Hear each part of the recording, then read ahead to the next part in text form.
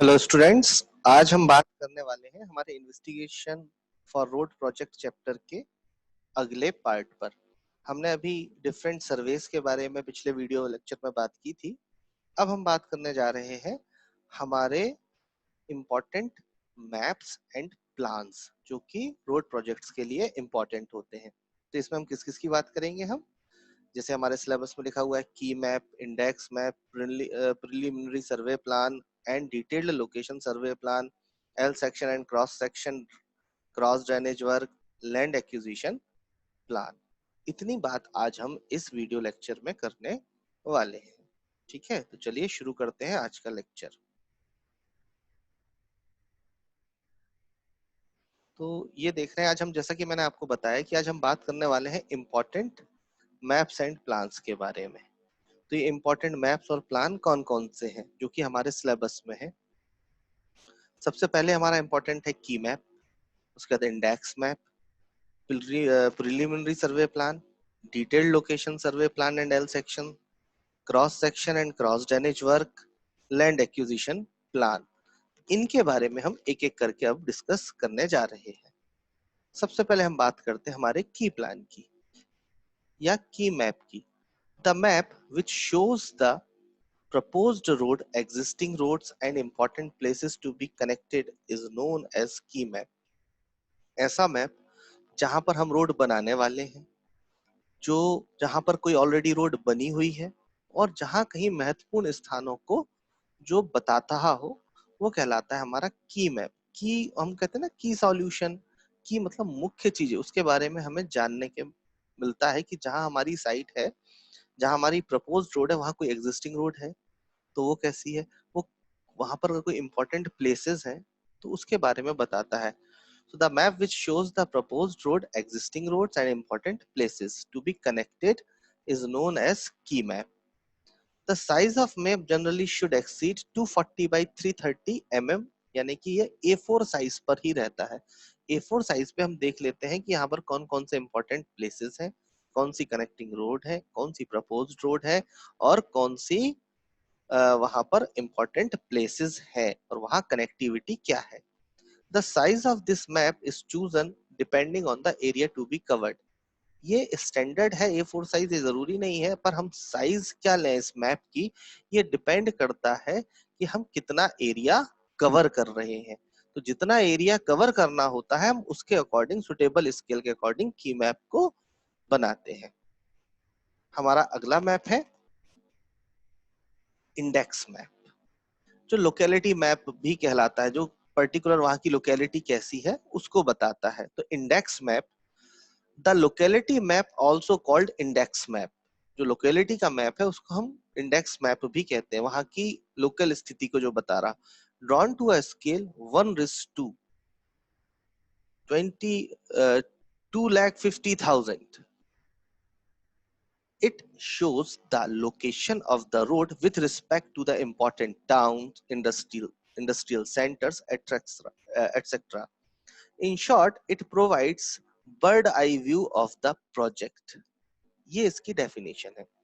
The location map also called index map, वहां की location बताता है, ठीक है ना। और इसको कितने उस स्केल पे बनाया गया है? 1:2,50,000, मतलब 1 के अनुपात 2.5 लाख, मतलब कितना ज्यादा है ये। It shows the location of the road with respect to the important towns, industrial centers, etc। यानी कि ये किसके रिस्पेक्ट में बनाया जाता है? Road with respect to important towns, जहां पे रोड है वहां से इम्पोर्टेंट टाउन कौन कौन से, इंडस्ट्रियल सेंटर्स कौन कौन से हैं, इम्पोर्टेंट प्लेसेस कौन कौन से हैं, वहां कोई रिलीजियस पॉइंट है, कोई पॉलिटिकल पॉइंट है, कोई इंडस्ट्रियल इश्यूज है जहां से हमको रोड चाहिए है, या कुछ भी इम्पोर्टेंट है, उसको हम ध्यान में रखते हुए बनाते हैं। In short, it provides a bird eye view. इस वर्ड को समझो, बर्ड आई व्यू। किसको कहते हैं? बर्ड आई। बर्ड आई व्यू, जिस तरह से कोई पक्षी हवा में उड़ता है ना, तो ऊपर से उसको कैसे दिखाई देता है, बस वही वो होता है हमारा index map. Bird eye view यानी कि जब कोई पक्षी ऊपर से देखता है तो उसको एरियल व्यू में कैसे दिखाई देता है? अब अपना मैप खोलते हैं मोबाइल पर, जैसा दिखाई देता है, छोटा छोटा छोटा छोटा सा। आपके पास गूगल मैप है, आप उसको मोबाइल पर ओपन करते हैं वो एक तरह से इंडेक्स मैप ही तो आपको दिखाता है। उसमें आपको ये दिख जाता है कि यहाँ पर ये पेट्रोल पंप है, यहाँ पर ये कोई इंपॉर्टेंट बिल्डिंग है, यहाँ कोई इंडस्ट्रियल एरिया, ये रोड इस तरह से जा रही है। तो ये बर्ड आई व्यू है। बर्ड आई व्यू मतलब जिस तरह से ऊपर से कोई पक्षी या कोई चिड़िया जिस तरह से वो देखती है उस प्लेस को, उस तरह से इंडेक्स मैप हमारा रहता है। प्रिलिमिनरी सर्वे प्लान, प्रिलिमिनरी सर्वे क्या है इसके बारे में हम ऑलरेडी डिस्कस कर चुके हैं। These plan show the details of the various alternate alignments and other information collected during preliminary survey। तो जो प्रिलिमिनरी सर्वे करके हमने अल्टरनेट रूट डिसाइड किए थे, उसका जो प्लान बनता है वो कहलाता है preliminary survey plan. The size of these plans vary from 240 to 330 mm to 880 to 1230 mm, and their scale may also be varied from 10 centimeter is equals to 1 kilometer to 20 centimeter to 1 kilometer। ये उसकी size है 240 by 330 mm size पर, या से लेकर 880 to 1230 mm, and उसकी scale क्या हो सकती है 10 centimetre is equals to 1 kilometre और 20 centimetre is equals to 1 kilometre, depend on the conditions. तो जो प्रिलिमिनरी सर्वे के बारे में हमने पढ़ा था, उसको जब आप किसी पेपर पर प्लॉट करते हो अल्टरनेट रूट्स के लिए, तो वो जो सर्वे प्लान तैयार होता है वो कहलाता है आपका preliminary survey plan. Detailed location survey plan and L section, आपने डिटेल सर्वे के बारे में भी पढ़ा है। तो बात वही है कि आपने जो डिटेल सर्वे में किया उसका आपको ड्राइंग रिप्रेजेंटेशन करना है, उसका ड्राइंग बनाना है, उसका मैप बनाना है, तो वो कहलाएगा क्या, detail location survey plan. The plan should be drawn at the top and longitudinal section at the bottom. The general scale for horizontal length is 1:2500 and for vertical distance 1:250। Naturally for hilly stretches this scale could be changed। क्या scale ली जानी चाहिए, 1:2500 और vertical distance के लिए 1:250। Naturally for हिली stretch this scale could be change. साधारण सी बात है कि अगर ये हिली एरिया के लिए रहेगा, कोई हिली एरिया का स्ट्रेच होगा, तो हम अपनी ये स्केल चेंज कर देंगे, क्योंकि वहां की परिस्थितियां अलग रहती हैं। It is for the ground features, ठीक है। Cross section and cross drainage work, आप सर्वे में पढ़ चुके हैं कि आपको क्रॉस सेक्शन बनाने हैं। क्या होते हैं एल सेक्शन और क्रॉस सेक्शन? लॉन्गिट्यूडनल डायरेक्शन में जो सर्वे ले रहे हो सेंट्रल लाइन का, वो होता है एल सेक्शन, लॉन्गिट्यूडनल सेक्शन। और जो उसके पर्टिकुलर किसी चेनेज पर आप डायगोनल लेटरल डिस्टेंसेस पर जो सेक्शंस लेते हैं वो क्या कहलाते हैं आपके क्रॉस सेक्शंस, बराबर है। तो इस तरह से हम बात कर रहे थे कि the cross section should be drawn serially along the continuous chainage। chainage आप समझते हैं ना, particular interval। this cross section should show existing road level, ground level and the proposed road level, area of cut and fill involved and type and thickness of different pavement courses। Detailed सब कुछ बताएगा। इसके साथ साथ अभी मैं केवल cross sections की बात कर रहा हूं, तो cross section different road level बताएंगे, जो हमारा प्रपोज्ड रोड लेवल है उसको बताएगा। ये भी बताएगा कि हमको कितना एरिया कटिंग में जाना है, कितना एरिया फिलिंग यानी बैंकिंग में जाना है। तो ये सारी चीजें हमारी क्रॉस सेक्शंस पे रहेगी। और क्रॉस सेक्शन पर्टिकुलरली कितने कितने चेनेज पर लिए जाने हैं। Chainage is what? Chainage is the interval between two cross sections, या दो क्रॉस सेक्शन कितनी कितनी दूरी पर लिए जा रहे हैं, वो उसके चेनेज कहलाते हैं।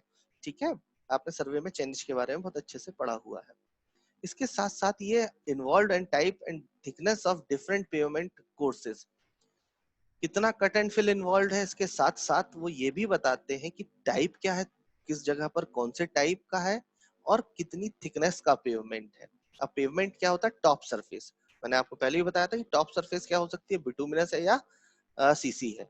इसके बारे में जो पेवमेंट के बारे में आगे पढ़ेंगे, लेकिन आपको पता होना चाहिए कि हमें ये पता चल जाता है कि इतने पोर्शन पर ये वाला पेवमेंट आएगा और इस पोर्शन पे ये पेवमेंट आएगा और इनकी इतनी थिकनेस रहेगी।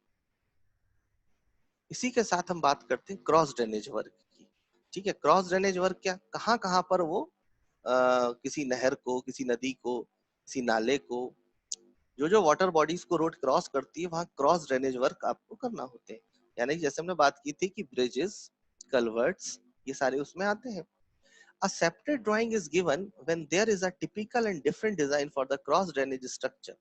एक अलग से डिजाइन बनती है कि कहाँ कहाँ कितने कितनी दूरी पर कितने क्रॉस ड्रेनेज वर्क आ रहे हैं। क्रॉस ड्रेनेज वर्क क्यों इंपॉर्टेंट है कि cross drainage work cost of road पर बहुत इफेक्ट करते हैं, क्योंकि यदि क्रॉस ड्रेनेज वर्क ज्यादा होंगे तो आपका रोड प्रोजेक्ट का टाइम ज्यादा लगेगा, कॉस्ट ज्यादा लगेगी, क्योंकि आपको उतने एडिशनल स्ट्रक्चर कंस्ट्रक्ट करना पड़ेंगे, उसको बनाने में टाइम लगेगा, जबकि रोड के कंपैरिजन में आपको क्रॉस ड्रेनेज वर्क में ज्यादा समय लगता है। तो इस चीज को ध्यान रखना पड़ता है कि हमारे कम से कम क्रॉस ड्रेनेज वर्क आए।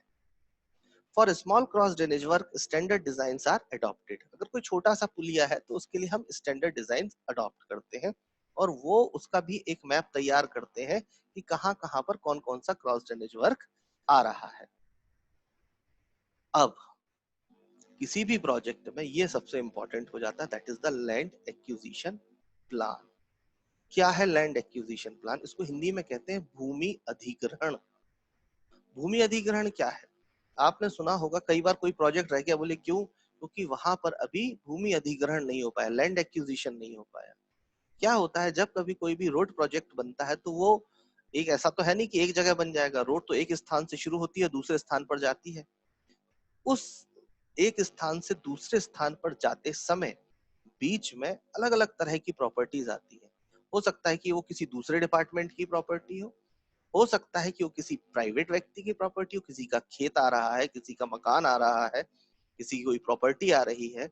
तो उन प्रॉपर्टी को गवर्नमेंट एक्वायर करती है, यानी कि अधिग्रहित करती है, और उसको अधिग्रहण करते करे बगैर प्रोजेक्ट शुरू नहीं हो सकता है। मान लीजिए आपका काम बढ़ते बढ़ते पहुंचा, बीच में किसी का मकान है, जब तक कि उसको उस मकान का मुआवजा नहीं मिलेगा वो खाली नहीं करेगा। तो ये पहले से डिसाइड हो जाता है कि हमारा अलाइनमेंट ऐसा है और ये रोड यहाँ से यहाँ तक जाएगी, इस बीच में हमें इतनी इतनी प्रॉपर्टी हमको एक्वायर करना पड़ेगी। या तो इसके लिए जो प्लान तैयार किया जाता है वो कहलाता है land acquisition plan.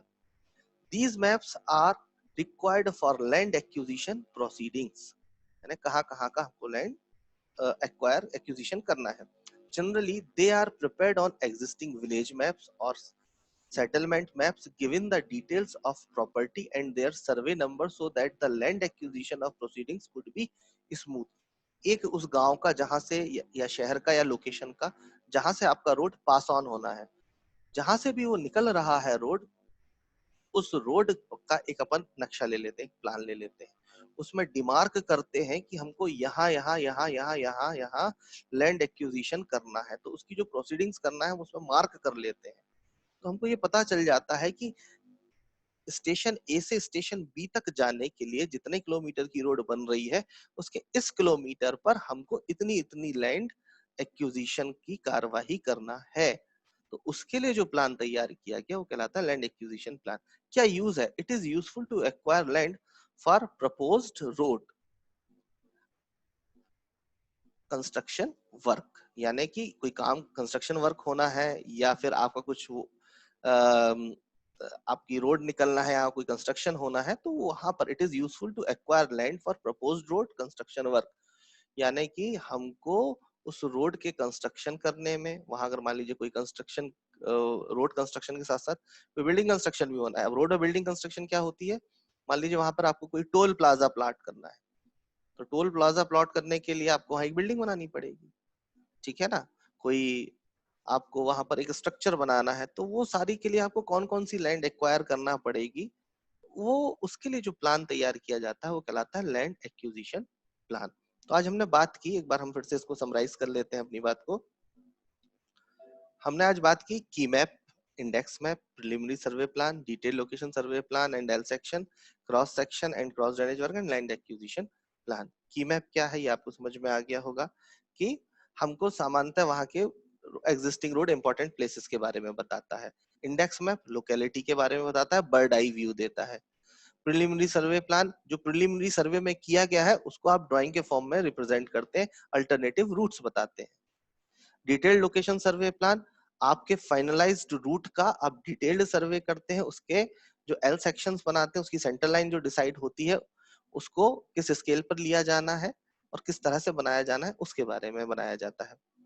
Cross section and cross drainage work, cross sections कितने चेनेज पर लिए जाने हैं, कितनी क्वांटिटी ऑफ कटिंग आना है, कितनी फिलिंग आना है, और किस किस चेनेज पर कौन कौन सी थिकनेस का पेवमेंट आना है, उसके बारे में बात की जाती है। और क्रॉस ड्रेनेज वर्क के लिए कहाँ कहाँ क्रॉस ड्रेनेज वर्क बनना है, उनकी ड्राइंग्स और उसकी स्टैंडर्ड डिजाइन उसके साथ लगाई जाती है। लैंड एक्विजिशन प्लान में कहाँ पर प्राइवेट प्रॉपर्टी है या किसी दूसरे डिपार्टमेंट की प्रॉपर्टी है जो हमको एक्वायर करना है, तो लैंड एक्विजिशन की क्या प्रोसीडिंग्स होनी है, उसके बारे में एक प्लान तैयार किया जाता है, जिस समय ये पता चल जाता है कि कहाँ कहाँ पर हमको प्रॉपर्टी पहले से ही एक्वायर करके रखना पड़ेगी। अगर ये प्रॉपर्टीज हमारे पास नहीं होंगी तो हमारा रोड कंस्ट्रक्शन वर्क का काम रुकेगा, उसमें हर्डल आएंगे और हमारी project timing and cost enhance होगी। तो ये कुछ इंपॉर्टेंट पॉइंट्स थे, इंपॉर्टेंट मैप्स और प्लान्स थे जिसके बारे में हमने आज डिस्कस किया। इसके साथ साथ एक बात और करना जरूरी है, हमारे यहाँ देखते हैं, हमारे इसमें लिखा हुआ है कि the survey for availability of construction material, ये बहुत इंपॉर्टेंट है कि आप जब एक सर्वे ये भी करके रखें कि आपका रोड जहां बनना है तो रोड के लिए क्या लगेगा, आपको एग्रीगेट लगेंगे, तो एग्रीगेट कहाँ अवेलेबल है, आसपास कोई क्वेरी है, ठीक है ना, वहां पर ये मटेरियल मिल जाएगा। अगर आपको मिट्टी चाहिए है तो वो मिट्टी मिल जाएगी, क्या आपको वहां पर बिटुमिनस चाहिए तो बिटुमिनस का प्लांट है, सीमेंट चाहिए तो सीमेंट कितनी दूर से आ रहा है। तो जो road survey for availability of construction material, वहां पर मटेरियल अवेलेबल है कि नहीं, ऐसा तो नहीं कि आपको काफी दूर से मटेरियल लाना पड़ता हो, तो वो आपकी कंस्ट्रक्शन कॉस्ट को एनहांस करेगा। लोकेशन प्लान फॉर क्वेरीज, एक हम लोकेशन प्लान बना लेते हैं कि क्वेरीज है, क्वेरीज मतलब खदानें, किसकी खदानें होती है, मिट्टी की खदान होती है और पत्थर की खदान होती है। तो ये पत्थर या मिट्टी की खदानें कहाँ कहाँ पर है, वहां से हमारे रोड प्रोजेक्ट से उनकी दूरी कितनी है और हमको कितनी लीड लगेगी, लीड मतलब हॉरिजॉन्टल डिस्टेंस, मतलब कितनी दूरी से सामान लेकर हमको आना पड़ेगा। ये अत्यधिक नहीं होनी चाहिए, यदि बहुत दूर से सामान आएगा तो आपका टाइम कंज्यूम होगा, आपकी कंस्ट्रक्शन कॉस्ट बढ़ेगी, है ना, और अनावश्यक आपको परेशानी होगी। तो इससे पहले हमको मटेरियल अश्योरेंस कर लेना चाहिए। तो survey for availability of construction material is very important, as well as we are preparing the एक location plan for the queries की वहां पर कौन कौन सी क्वेरीज अवेलेबल है। तो आई होप ये सारी बातें आपको समझ में आई होंगी। आपके जो भी डाउट्स हैं वो आप मुझसे पूछ सकते हैं। आज के लेक्चर में बस इतना ही। चलिए, थैंक यू वेरी मच।